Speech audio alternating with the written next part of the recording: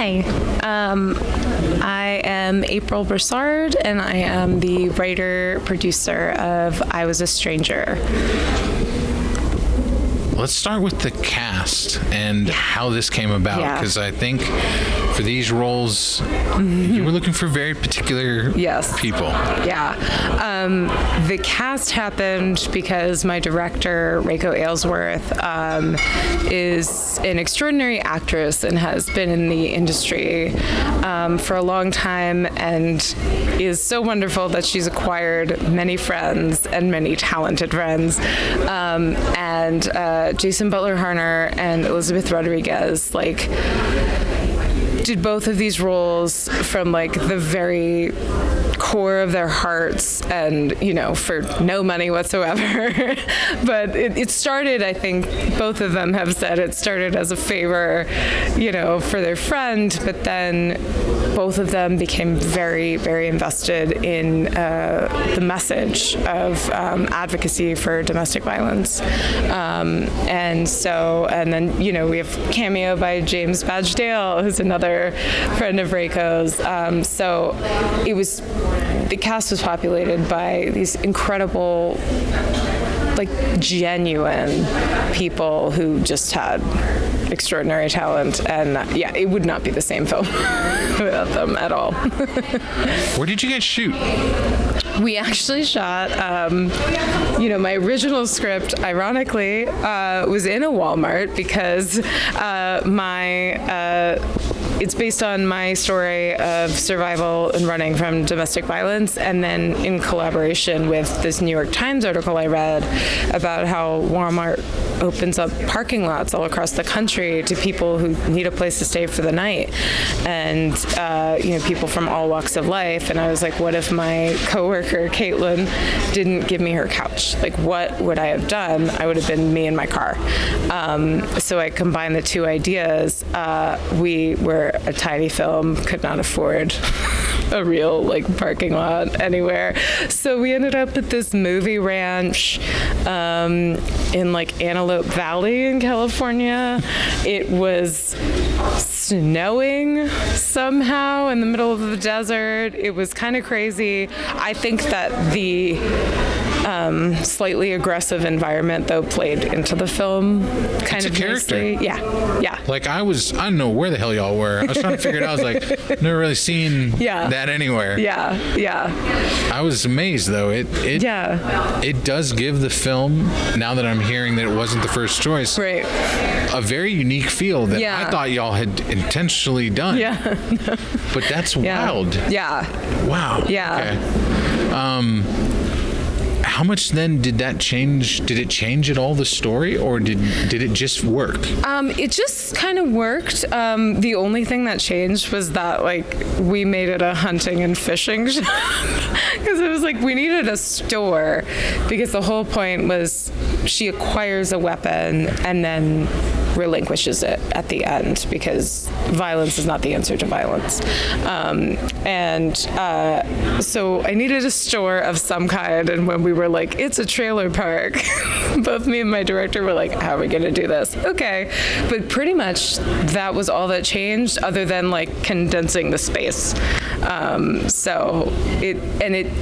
do think it worked out, and we had incredible people who cheated so many things in terms of climbing. They were not on top of the RV, obviously, but they cheated it in such an incredible way. It was amazing. I love as you just said, violence. Violence begets violence. Right. There are so many films that would have treated this material as a revenge film. Yeah. You don't? No. It makes it more unique, but it also makes it extremely more relatable and real. Was it at all cathartic because that choice was made and it wasn't turned into something that sadly people have turned into this theme, revenge films, because it could have been that. Yes. Yeah. And my impulse was, as a human, to follow Hollywood archetypes. Like, I immediately, I'm enrolling in kickboxing, and I turned into J-Lo and enough as a person, but then quickly realized this is not.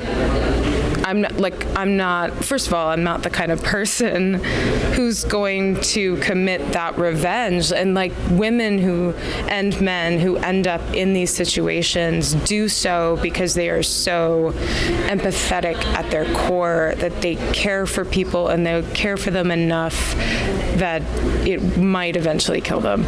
And so it's not realistic that the people who are victims of violence would go out and do this as Hollywood has portrayed. And it's not acceptable that that's the only solution. And so what we really wanted to show was the culmination of the film was that, yes, she's free, but he's still out there. My perpetrator is still out there. And, it's a life of, first of all, recovering from trauma with a lot of PTSD, and then being very careful and sometimes looking over your shoulder and unconsciously doing things that you're soldiers who come back from war. You're very hypervigilant, and that is the life you have to live. That's the price of freedom in a world where the legal system is not in the favor of the victim, where in California to go and submit a domestic violence restraining order, you actually have to be in a court with the perpetrator. And when I applied for that and they said that, I was like, no, I'm not gonna deliberately put myself in a place where he knows I'm there. And it's just unacceptable the way that we made the film too was very important that we say so much of what the talk about the subject is how did she or he end up in that situation? How did they? And the question I got asked, why did you stay? Why was this? But why is it my problem? I mean, I stayed because I was so empathetic that I was willing to give up anything to help save another person.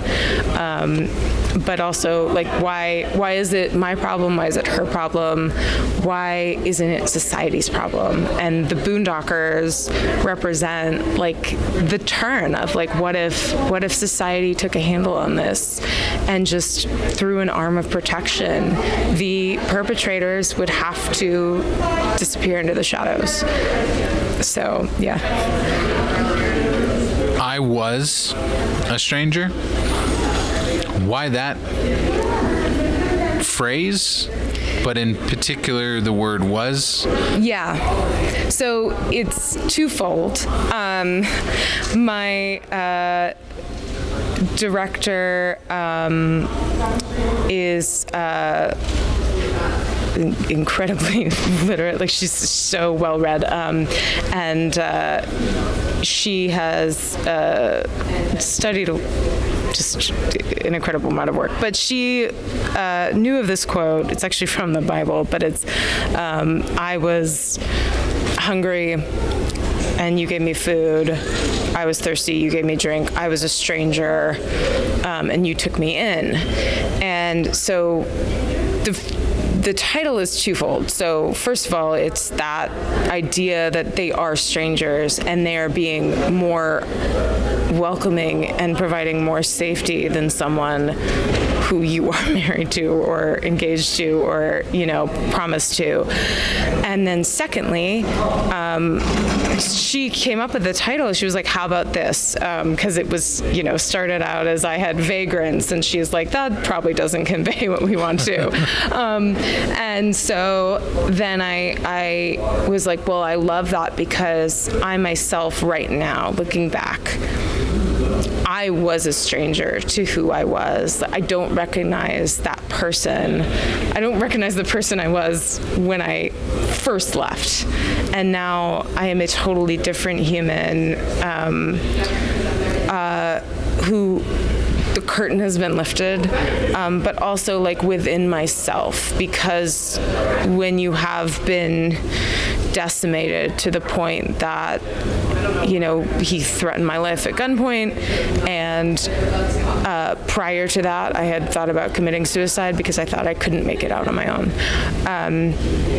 And when I left, and when you have been, you know, tried to be buried, you become a different person on the way out. And that was the core of the title. Yeah. What did making this film mean to you then? It was rigorous emotionally, but it means everything. I mean, I started the first draft of this film like a couple weeks or a month after running. And then 2 weeks before we shot the film, my best friend of 30 years, who I didn't know was in the same situation I was in, tried to run, and his husband took his life. And so John was like in every part of the actual production of this film, and the cast knew this, and I think embodied this next level presence of wanting to make such an impact for him, for me, for the cause. And I think just this platform alone is just so, the fact that you were able to see it and countless others are just like, that is all I would ever want. And that's why I break my neck working in this industry for so long and have endured a lot alone just in the industry trying to make it as a woman. But it's that people are seeing it, people are talking about it, and people are seeing like the real life issue, and maybe someone who has gone through it or is going through it might find kinship and strength through it. What does it mean to be picked to come here to Bentonville, knowing woman director, woman writer, woman star, but also knowing that this is Gina's festival? Yeah. And obviously one of her most iconic roles is about two women doing exactly this. Yeah. That's got to be surreal. Yeah. It really, like, the full culmination of, like, that was my immediate thought of, like, oh my God, it's Gina's. Like, I mean, this is her pivotal role.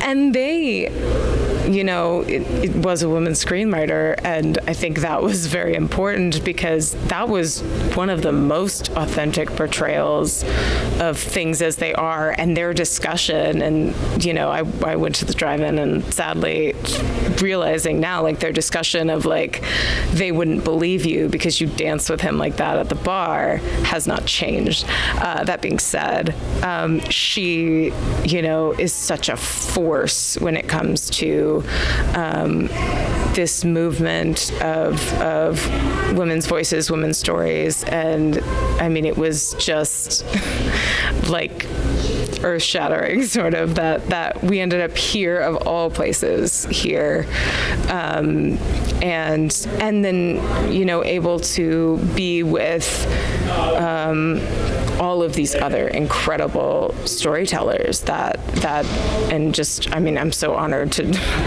with everything that I've seen of the festival to just be included with them, but to just have this very graceful, loving platform. Like, I feel, also my first thought is, like, this film is so precious. I feel safe with it in the hands of this festival, and the people who will see it. So I love that you brought up that Callie wrote it, and her voice is, I mean, she's obviously huge. She's done so much. Yeah. as a writer who knows what her career has been. Yeah. Do you mind if I ask what's down the pipeline? Have you thought about the next story that you want to tell us? Yes. We want to turn this into a feature, but I am an avid storyteller in every way.